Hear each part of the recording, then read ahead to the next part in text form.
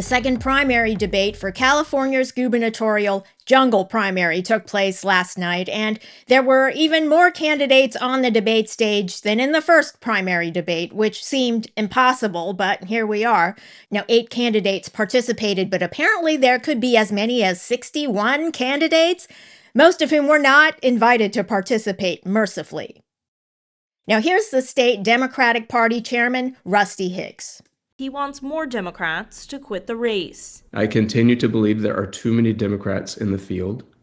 I have deep respect for those Democrats who've stepped forward to serve, and I know that they understand the importance of electing a Democrat as our next governor, including the need to narrow the field to ensure that we win in November. My call for candidates to honestly assess the viability of their candidacy and campaigns still stands. Now, early voting ballots will hit mailboxes starting next week on the day of the last primary debate. Then there's a full month of just campaigning with no more debates. Xavier Becerra had the momentum going into the first and second debates, gaining between 10 and 20 points after Eric Swalwell dropped out. Now, Becerra was in House leadership when Swalwell was in Congress, but didn't investigate him, despite hearing rumors.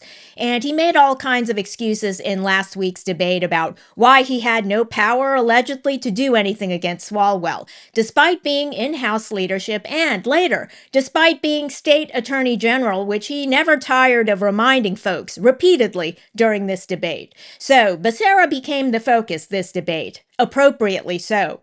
And how did he do?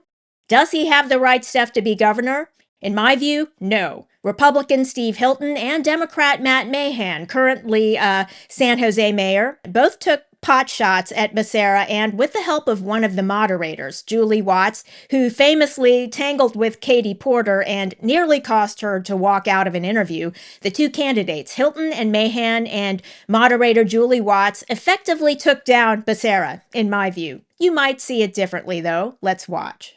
Insurers, they tell us, listen, we stopped writing new policies because California regulations won't let them charge enough to cover their risk.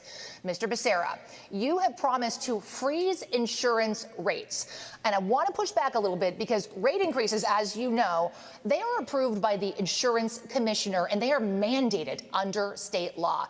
What authority do you think that the governor has to freeze insurance rates without going back to the voters to overturn Prop 103? Julie, the governor can declare a state of emergency, and that's what I would do. This affordability crisis is hitting every family, and we have to act as if this were a break glass moment. And so I would declare that state of emergency. I would call in the insurance commissioner. I would call in those insurance companies. What would be the cause of the state of emergency? The high prices and the fact that people are losing their insurance coverage without any explanation. So, sir, let me just follow up on that. Following Prop 103, the California Supreme Court ruled that temporary price freezes were unconstitutional. And I'd be willing to go to court to tell you that I could call that freeze, even though you're telling me we can't. I will try. I'm just asking you to tell us how. Look, Javier's plan won't work. It's actually the reason we're in this mess in the first place. The government in Sacramento created so many restrictions, including taking over a year to approve any rate changes, prohibiting insurance companies from using climate data to project future costs, that they stopped writing new policies. The answer is bring them back, force them to compete, allow them to appropriately price risk, and then hold government accountable for maintaining our wildland, reducing all that vegetation and wildfire risk so we don't have these catastrophic fires. The fact that we have 40 million people in this state and we pay our insurance premiums and they don't want to lose that business. If they could show us that they're not making profit, I get it. We'll help you. But let's find out how much they're making in profit. Policies. There is a rule that rate changes should be approved in 60 days. We just need to enforce that rule instead of what we have now. I will tell you, I've spoken. Now, that's just the first part of the takedown. I'll show the rest of it in a bit. Now, this issue is about home insurance, which is expensive in California because of the wildfire risk. Now, environmental regulations apparently have kept them from clearing the brush. And, of course, trying to save a species of fish in the waters kept the fire hydrants dry.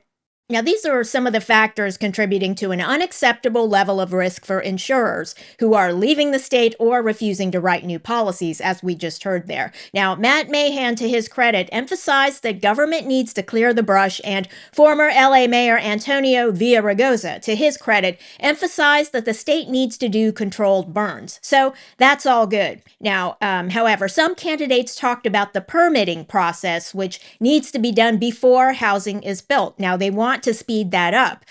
Well, if they can speed it up without compromising safety. But let me remind everyone of what happened fairly recently in Florida. Just into our newsroom, this security camera video. Now, remember, this is from an adjacent condominium. Stunning. It captured the moment of the collapse, a 12-story complex simply turning to rubble. It almost looks as if it was an intended implosion. So that video footage illustrates the dangers of lowering standards. Now, there was an ambitious condo builder who cut corners in the 1980s, I guess it was, to build the Surfside condo. But the condo board bears responsibility as well because they commissioned the structural engineering studies, which are required by Florida law. But the condo owners were clamoring about rising condo fees, and the fee increases apparently were voted down again and again. And over the years, the repairs that needed to be made to avoid the problems caused by substandard building materials weren't made. And there was even an allegation that structural reports in later years were falsified to pass muster. Okay? And sometimes folks don't want to hear this, but catastrophes like that can happen when people focus on affordability at the expense of safety. Now, when people buy condos, especially older condos, they might have to contribute to capital improvements above and beyond the monthly condo fees even. Now, here's the rest of the comments about home insurance. Thank you. He said that he would declare a state of emergency on insurance. Have you read the statute that sets out the governor's emergency powers? I've actually defended the governor in any number of forms when I was Attorney General for the state of California. Have you read the emergency powers statute? I have read the statutes before. Well, then in that case, you would know that what you're proposing is not in there. You can't. That's not correct. That's not correct. When you declare a state of emergency, you have extraordinary powers. Now, that doesn't abridge yes, but they're very specifically described in the statute. But it does give you the opportunity, if I could answer, it does give you the opportunity to do things with the insurance commissioner, with the industries that let you try to come to a negotiated solution. To just let the insurance companies run over us, to let them just tell my mom they're canceling your policy after 30 years. I don't think he has read in this state of California. I am looking forward to seeing what happens when you do that because, I've been told that you can't do it, but you are the former AG. And I have to tell you all. I'm the only candidate who's actually declared a state of emergency.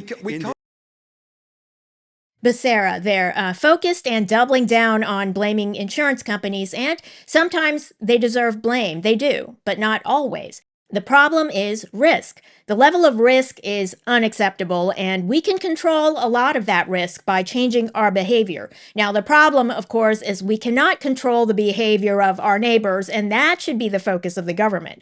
The candidates, maybe all of them, talked about permitting and how it could be sped up. Now, that's true. Just into our newsroom, this security camera.